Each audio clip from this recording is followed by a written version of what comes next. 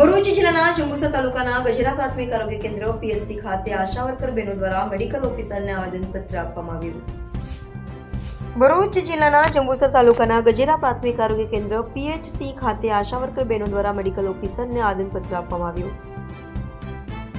સમગ્ર ગુજરાત અને જિલ્લાભરમાં વડાપ્રધાનના જન્મદિન પહેલા જ આરોગ્ય વિભાગમાં ઇન્સેન્ટિવથી કામ કરતી આશા બહેનોએ નિરાશ થઈને પોતાની માંગણી સંતોષવા માટે ગુજરાત સરકાર અને આરોગ્ય વિભાગ સામે બાયો ચડાવી છે, ત્યારે ભરૂચ જિલ્લો પણ બાકાત નથી।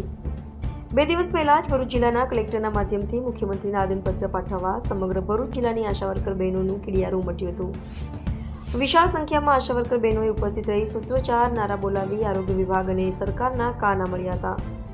ત્યારે રોજ ગજેરા પીએચસી ખાતે આશા વર્કર બહેનોએ ઉપસ્થિત રહી નારી શક્તિનું પ્રદર્શન સૂત્રોચ્ચાર સાથે કર્યું હતું અને પોતાના પડતર પ્રશ્નો, ઇન્સેન્ટિવ પ્રથા, વિવિધ પ્રકારના સર્વે, આંખ તપાસની કામગીરી, ઓનલાઈન કામગીરી વગેરે બાબતોની રજૂઆત કરી કોરોના કાળમાં છેવાડાના માનવી સુધી બજાવેલ ઉત્તમ કામગીરી, રાત મધરાત પરિવાર કવરને મૂકી પ્રસૂતા બહેનો સાથે હોસ્પિટલમાં દોડી કરેલ કામગીરીની પણ રજૂઆત કરી હતી અને ઇન્સેન્ટિવ પ્રથા બંધ કરી ફિક્સ વેતન માટે ધારદાર રજૂઆત ગજેરા પીએચસીના મેડિકલ ઓફિસરને કર્યાના સમાચાર મળી રહ્યા છે।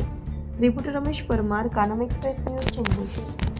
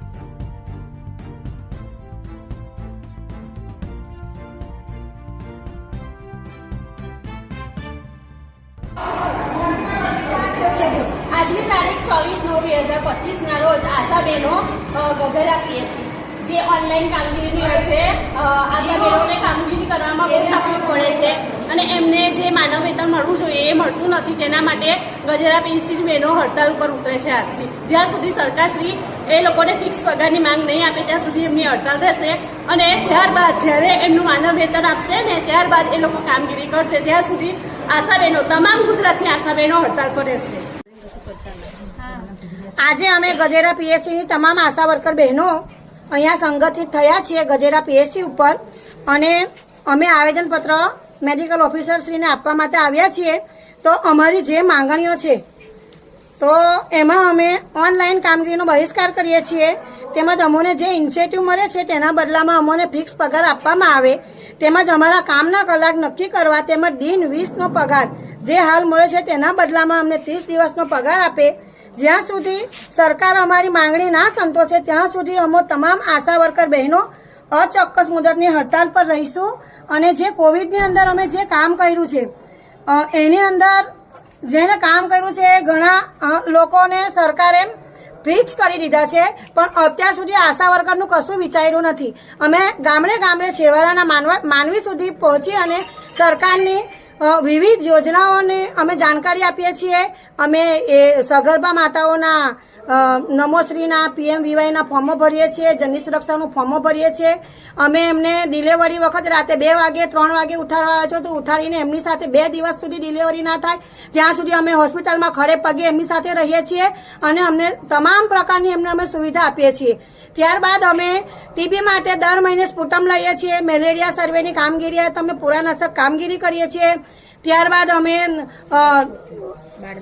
બાળ મરણ અટકાવ્યું છે, માતા મરણ અટકાવ્યું છે અને માતા મરણ અને બાળ મરણ અટકાવવાની અંદર જે અમને સરકારશ્રી પહેલા ઇન્સેન્ટિવ આપતા હતા, પહેલા 200 રૂપિયા આપતા હતા, પછી 300 રૂપિયા કર્યા, પછી જનની સુરક્ષાના લાભાર્થી હોય તેનું જ ખાલી અમને ઇન્સેન્ટિવ મળતું હતું. હવે અમારે સરકારે અમારી આંગળી પકડી અને અમને છોડી દીધા છે. એટલે હું સરકારને નમ્ર વિનંતી કરીશ કે અમારું જે ઇન્સેન્ટિવ પ્રથા છે એ બંધ કરે અને અમને લઘુત્તમ વેતન ચાલુ કરીને અમે ફિક્સ પગારમાં લઈએ એવી અમારી બધી આશા બહેનોની માંગણી છે. આજે આખા ગુજરાત રાજ્યની આશા બહેનો હડતાલ પર છે, તો અમે ઓનલાઈન કામગીરી નહીં કરીએ અને આંખોનું જે સર્વે આવ્યું છે એ અમે તમામ આશા બહેનો અમે વિરોધ કરીએ છીએ અને ગજેરા ગામની તમામ આશા વર્કરો આજથી અમે કંઈ પણ કામ કરીશું નહીં.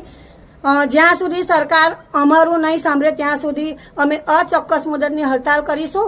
નારી શક્તિ જિંદાબાદ.